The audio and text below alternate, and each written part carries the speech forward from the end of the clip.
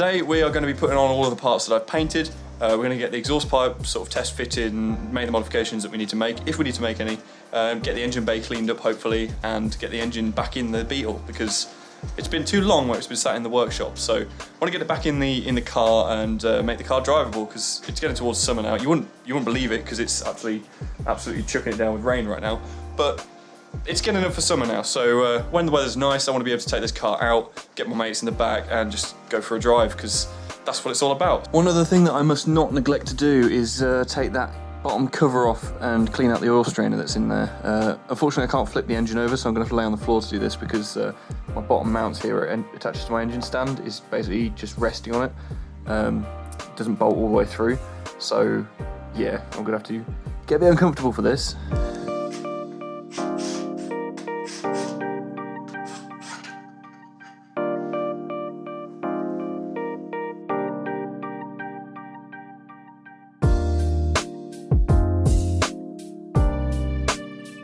Of course, life is never simple. It turns out this stud just here is stripped. The thread on the outside of it is stripped. So I've basically got two options here. Either I try and get this out with a pair of mole grips, or I just do it up as tight as it'll go and hope that hopes and dreams and these two studs here can sort of hold it on, because it wasn't leaking before. That is an option. I'm not sure which route I'm going to go down just yet. So this is the oil strainer that I got out of the car. It's pretty dirty. I've already started cleaning up the gasket faces, and it's pretty squished, to be honest. And I don't know whether to get a new one of those. They're like £4. I also got this one with the car when I bought it. Pretty squished. Previous owner had like piled a load of crap on top of it, so yeah, it was completely pretty much flat. So don't really want to use that, but I don't know if it makes a difference if it's squished or not. I have no idea. So do I buy a new one, or do I just use one of these? If so, which one? The most squished one but the clean one, or the least squished one but dirty as fuck, and then try and clean that up? I don't know. So in the end, what I decided to do was just get a pair of these. These are like jeweler's pliers. They're really, really fine tipped like needle nose pliers. And I just grabbed hold of these and just pulled it out and uncreased it as best as I could. It's a lot better shape now, so I'm going to use the new one rather than trying to clean up the old one, because the old one is very, very dirty. It's got a lot of grime in there and I'm not sure I can get all of it out. So I'm going to use new gaskets, a new oil strainer, and that'll be all good. And regarding the stud that's on the bottom of the engine, so what I've decided to do is not rely on hopes and dreams, because in my experience they're not very sticky. So I'm going to get a pair of mole grips on there and see if we can whip that off. If it breaks, I'm going to cry.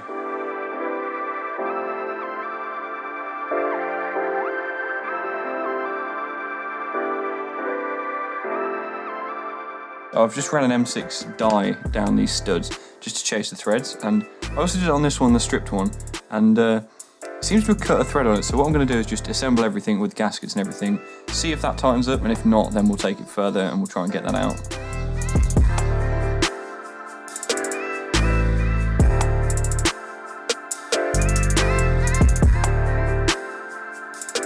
I am going to go and buy a lottery ticket, because I just did up that nice shiny new nut just there, and it did up lovely.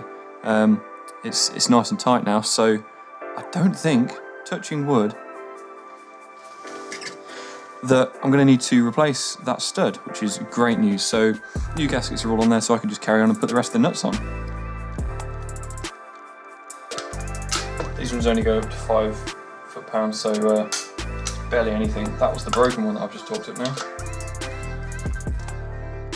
Well, what I thought was the broken one, I think this one might actually be stripped as well. Hopefully it's the nut.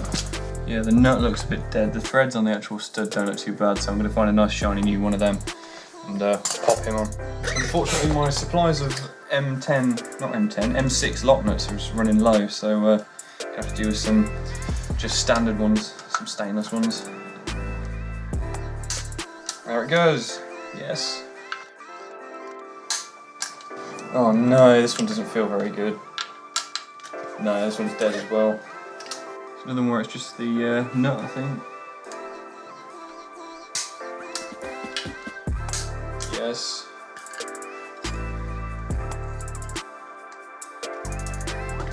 So a lot of my issues are down to bad nuts, which is interesting. I don't think I've ever encountered that before. Just go around and make sure these are all nice and tight.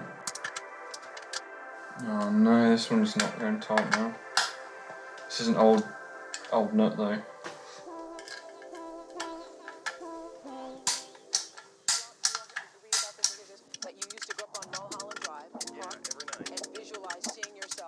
Sorted! I've also just remembered I need to make sure this is torqued up because I can't remember if I just finger tightened it or what, so just need to double check that. Then we can flip it up and start putting all this tinware on.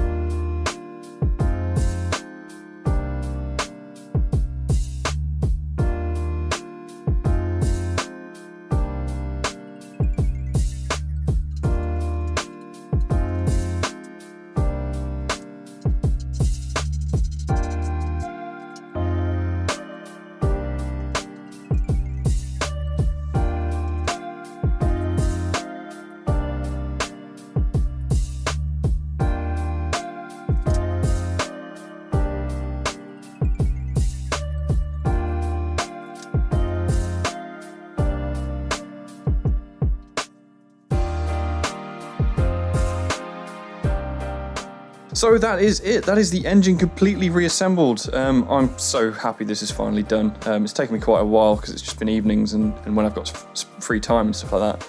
But it is looking fantastic. It's a huge improvement over what it was, and I'm super pleased with it. I think once the exhaust pipes are on there, it's going to look even cooler.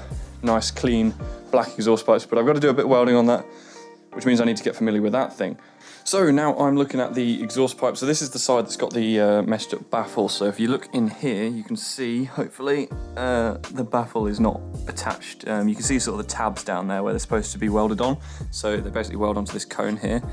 So what I'm going to try and do is, first of all, hit this with the angle grinder, just wire brush it all, just get it all nice and a bit cleaner because it is filthy. And then I'm going to try and cut this off here, carefully, and try and weld that back on. It's going to be a bit tricky because it's quite thin, but I think with my TIG welder over there, which is under the sheet, I should be good to weld this up. I trust my TIG skills. I've had it for a solid like 2 days, so I definitely know what I'm doing. It won't be a disaster, I promise.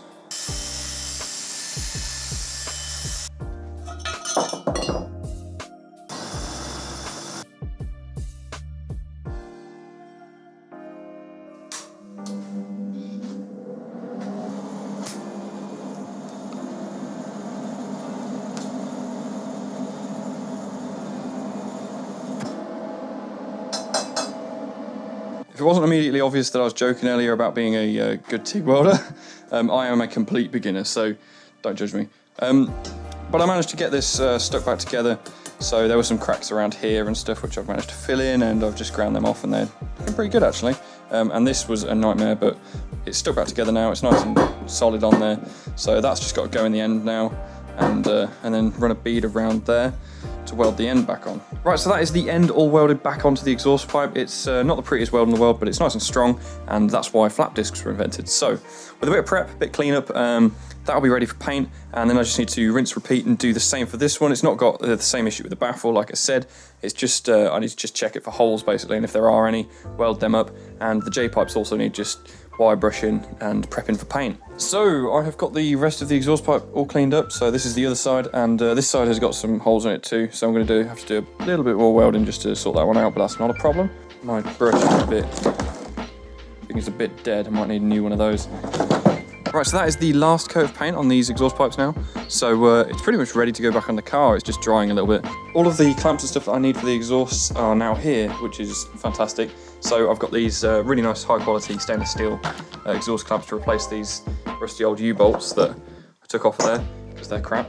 I've also got 2 new clamps for where the heater boxes would normally go, and new bushes and stuff for them, new washers and stuff. And I've got some assorted nuts and bolts and stuff. I'm not entirely sure what all this is for, but these nuts don't fit anything. Not really sure what the plan was with them. And I've got a couple of free bags of sweeties, of course. So yeah, this is good. This is what we need to get that exhaust pipe put back together. So I'm going to uncover the engine, wheel it out into the room. By the way, don't actually eat these sweets. They will put you in a coma. Right, so I've got both of these J-pipes bolted up here. They bolted up no problems. I tried to put the front pieces on, and as luck would have it, of course, more issues. So this is the stud that we made a slightly different one that had a bigger thread on one side. And this one's fine, but this one up here, turns out this thread is also knackered, so I'm gonna have to make another one of them for that. And same this side, this one is also dead. So basically what happened was when I was bolting on the front pieces, didn't even do it up tight, it just basically just pulls the stud out of the hole there, so that thread is completely toast. And same story with that one, unfortunately. But I've got the silver clamps on the pipes now, which is looking really nice. I'm quite happy with that.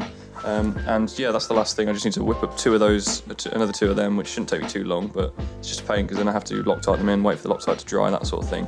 So yeah, I'm just going to make another 2 of them, put them on there, and then hopefully we can get the front pieces on and finalise the exhaust system.